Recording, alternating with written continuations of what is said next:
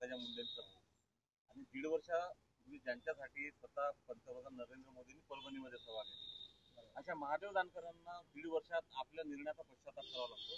तुमच्याबद्दल मत वाईट करण्याचं काम किंवा तुमच्याबद्दल काही गैरसमज पसरून देण्याचं काम महायुतीच्या कोणत्या नेत्यानं केलं? नाही नाही, असं काही नाही. एक लक्षात ठेवा, मुंडे साहेबांमुळेच मी भारतीय जनता पार्टी, मी राजू शेट्टी किंवा आठवले साहेब गेलो असेल. पण मुंडे साहेबांच्या नंतर त्यांनी आम्हाला, मुंडे साहेब असताना देवेंद्र फडणवीसनी 6 जागा विधानसभेला दिल्या, नंतर आम्हाला 2 जागा दिल्या, आणि आता कालच्या वारीन त्याने आम्हाला बोलवलंच नाही. मग मी काय करतो, बिना आमंत्रणाचा कुणा घरी जेवायला जाण्याची माझी सवय नाही, आणि मी स्वाभिमानी नेता आहे. मी माझ्याच पक्ष काढला, त्या पक्षाच्या चिन्हावर आमदार झालो, त्या पक्षावर खासदार झालो, आणि माझ्या पक्षावर 4 आमदार निवडून आणले. मी स्वतः 4 राज्यात पक्षाला मान्यता मिळाली. आज माझे गुजरातला गेला तर नगरसेवक मिळतील, कर्नाटकात नगरसेवक मिळतील, उत्तर प्रदेश हो टॉप पर्सेंट चांगला आहे, आसामला माझा एक जिल्हा परिषद सदस्य आहे. त्यामुळे मी रडत नाही त्यांच्यावर. त्यांनी आम्हाला धोका दिला, भारतीय जनता पार्टीने धोका दिला. आणि मोठा पक्ष काय करतो, वर जाताना खालच्याचा आधार घेतो, आधार घेऊच तर वर जातो, परत खालच्याला लात मारतो. तसं आमच्यासाठी किंवा उद्धव साहेबांबद्दल झाला असेल, शिवसेना असेल किंवा माझ्याबद्दल असेल. पवार साहेबांबद्दल मी म्हणणार नाही, कारण पवार साहेब त्यांच्याबद्दल नव्हते. त्यामुळं आता रडत बसायचं नाही. भारतीय जनता पार्टीला लढवायसाठी काय करता येईल महादेव जानकर हे प्लॅनिंग करायचं. मला त्यांनी लोकसभेला 1 जागा परभणीची दिली, ती भाजपाने दिली नाही, ती अजित दादाने दिली. अजित दादांचा मी ऋणी आहे, विशेष नाही असं नाही. परंतु भारतीय जनता पार्टीने आम्हाला एकही जागा दिली नसेल तर फरफटत जायची काही गरज नाही त्यांना. त्यामुळे आमच्याकडून चूक झाली नाही, भारतीय जनता पार्टीकडून चूक आहे. आणि भारतीय जनता पार्टी आताची ओरिजिनल भाजपाचा कार्यकर्ताही भाजपावर नाराज आहे, तोही माझ्याकडे मत देईल. आणि आता भाजपाची काँग्रेस झाली आहे. त्यामुळे आम्ही त्यांच्याबद्दल टीका टिप्पणी करण्यात काही गरज नाही. आमचा पक्ष लाईन कशी वाढली पाहिजे, माझेच 145 आमदार राष्ट्रपती कसे आले पाहिजे, त्या दृष्टीने आमचा प्रयत्न चाललेला आहे. पण आता भाजप सोडून कुणाशीही दोस्ती करू, पण भाजपाची कुस्ती जिंकू हे मनानं ठरवलेलं आहे. त्यांची माझीच पक्षाची फायटिंग होती, जिथे जायचं तिथे खासदार केला, ते तरी 10 मतांनी विजय होणार किंवा मी तरी होणार.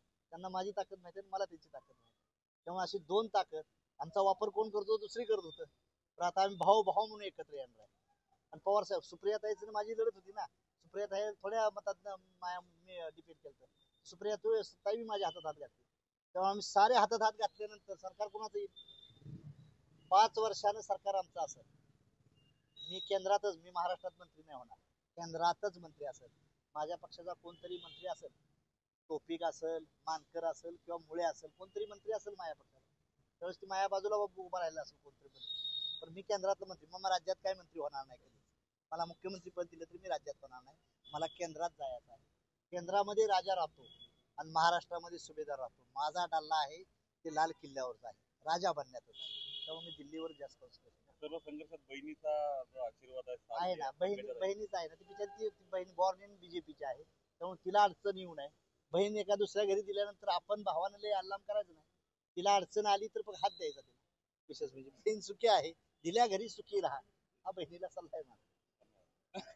2 मित्र सत्तेच्या बाहेर संघर्ष काय सदा भाऊ आता सत्तेत असल्यामुळे ते आमच्यावर येणार नाहीत, तिथं लोणी खातात तिथं. परंतु राजू शेट्टी मायावर येऊ शकतो, बच्चू कडू मायावर येऊ शकतो, आम्ही घेणार आहे त्यांना.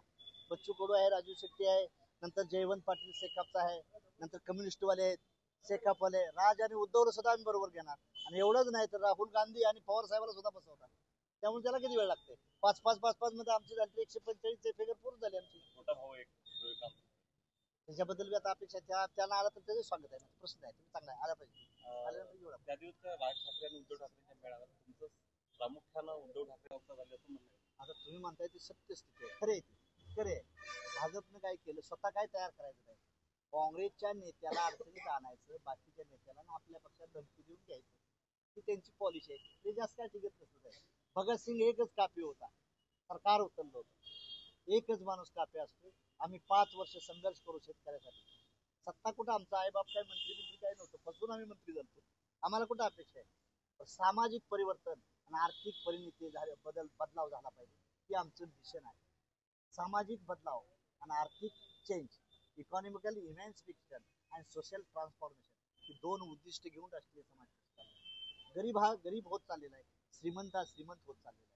आणि त्यांना या देशात बघा तुम्ही, त्याच्यावर शिक्षणावर पैसा खर्च करायला पाहिजे, शिक्षणावर खर्च नाही.